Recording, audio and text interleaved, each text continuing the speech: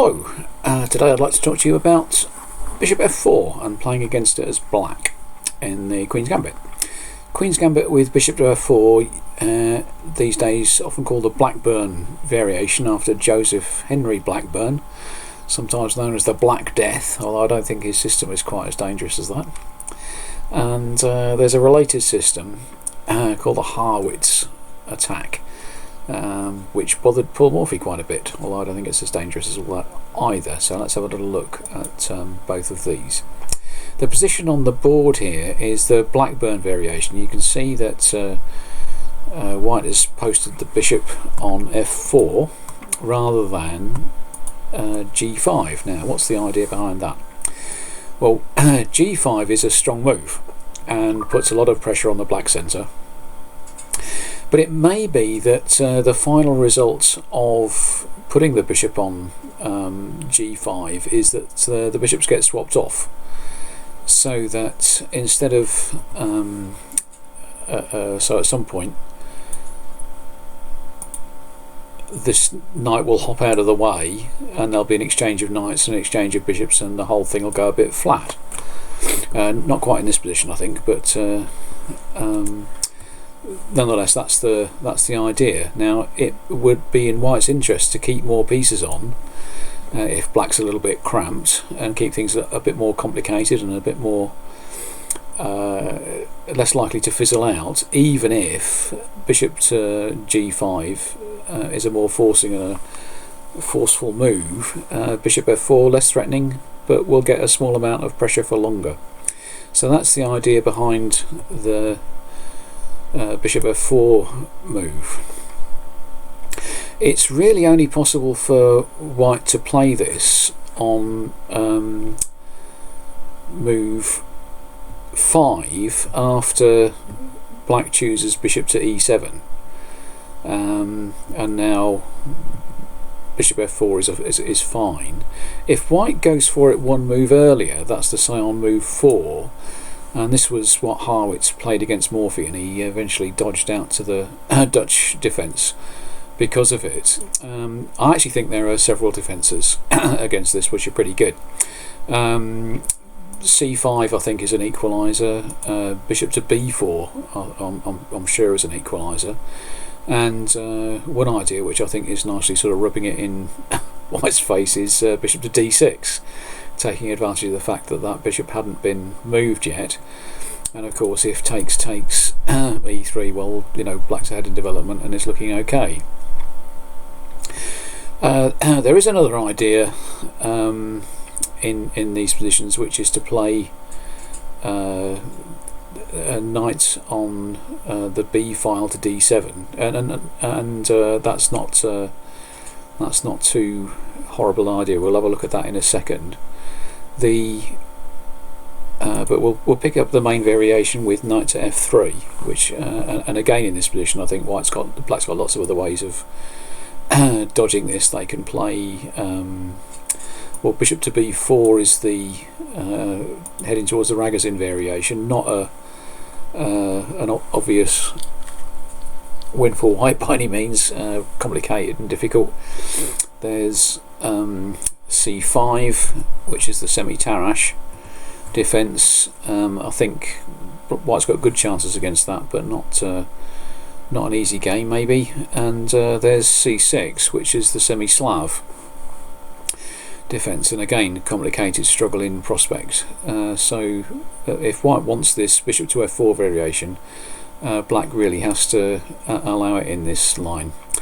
However, it does crop up quite a lot with a different move order, which is to say, instead of knight to F6, black might want to play bishop to E7, and the reason for that is, if you come across the video on the exchange variation, quite a lot of the modern lines of the exchange variation, for example after knight F6 chop chop in the middle, and now the strongest lines probably involve bishop to G5 by White, E6 for example. Black might go C6, and bishop to D3 maybe castles, and white chooses, instead of knight to f3, putting the piece on e2. And that's considered the strongest way to play the exchange variation at the moment. So if the knight should go to e2, it shouldn't go to f3. So knight to f3 on move 4 in this position probably isn't that great, and you'd only play it maybe if you played it earlier, or to avoid some other sorts of things that black might play, like the Alban counter gambit. But after bishop to e7 on move 3, black's really asking white, well, what else have you got apart from knight to f3? And so you actually get the bishop to f4 variations quite commonly with this move order. Knight to f3 first, and now white plays bishop to f4, and that's why we see so much of the bishop to f4 line these days typically. Is because white plays this black plays this early bishop to e7 to avoid funny things in the exchange variation. So much by way of introduction. If we do get into this line with bishop to f4, what next? Well, I think there are some interesting lines you can dodge with. For example, castles e3, and now knight on b to d7 is an idea, when c5 is probably the strongest line, and there are some commonly played ideas along this sort of pattern. I don't really like that a lot for black, it's a bit passive. Instead of knight to bd7, pawn to b6 with the idea of fianchetto. Again, not super fond of this. You can get some swaps in, and you obtain this sort of hanging pawn structure if white takes on c5. And this is an okay way to play chess, and that may be fair enough. It's not by no means compulsory for white to take on d5 there. So those are two lines, knight bd7 and b6, which you might look at if you don't like what I'm going to recommend, which is to just castle and play c5 with less pressure on your centre. You can play c5 very happily.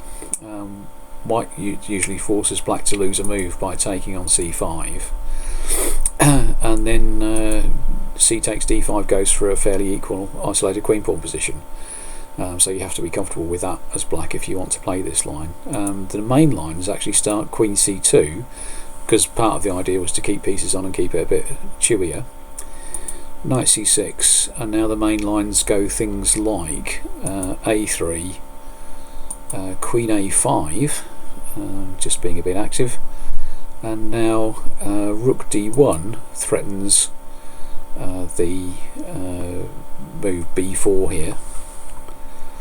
It didn't before because black could take, so in this position b4 doesn't work.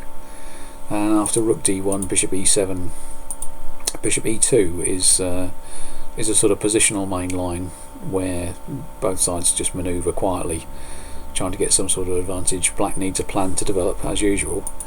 This poor old bishop on c8. The sharper lines after queen a5 involve castling long for white. Bishop e7 again because b4 was threatened, and now there are I'll put some games in the notes. g4 was the first idea I saw with this. Jonathan Spielman beat Nigel Short with it in a famous game.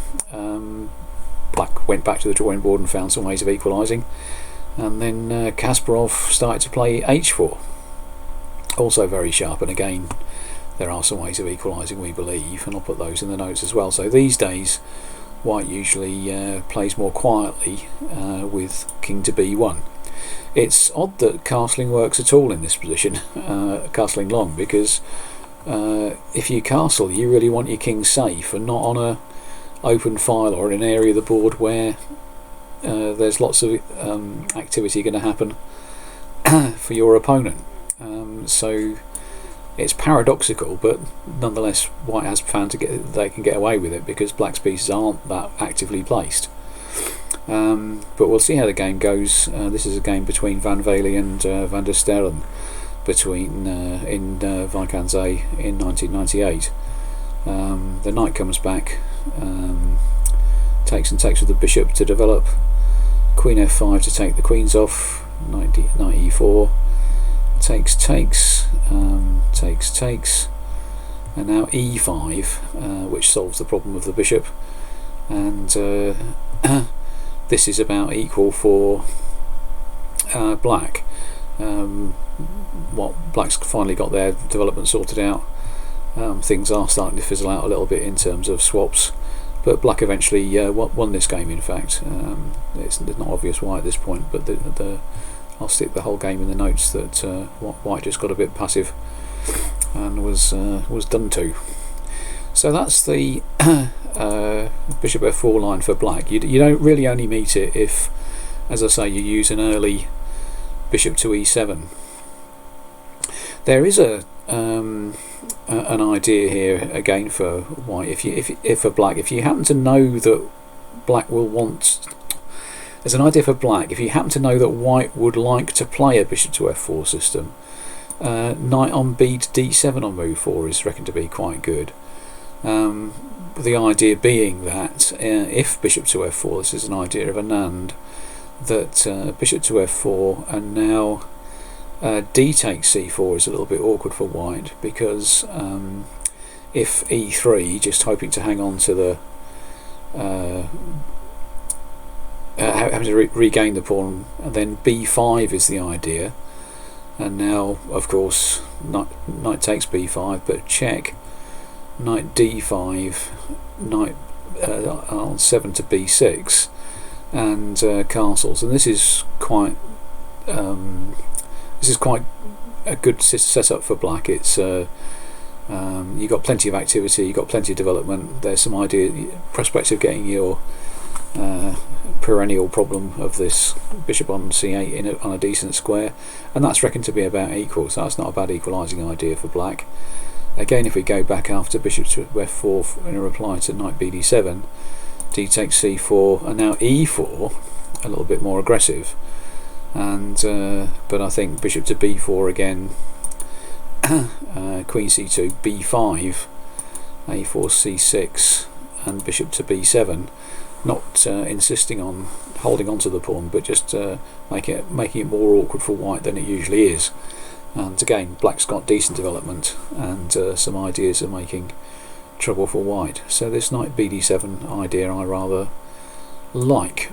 It means that white won't like to play necessarily bishop to f4. They can play bishop to g5, which I hope is getting you into lines that you already know. There is a possibility of playing off, switching very quickly into an exchange variation, and I hope the videos on the exchange variation will give you enough ideas to play against that, even if you have committed your queen's knight early to d7. Quite often you want to reply to the exchange variation with an early move bishop to f5, which is not really possible in this position. At least if you get away with it, please let me know.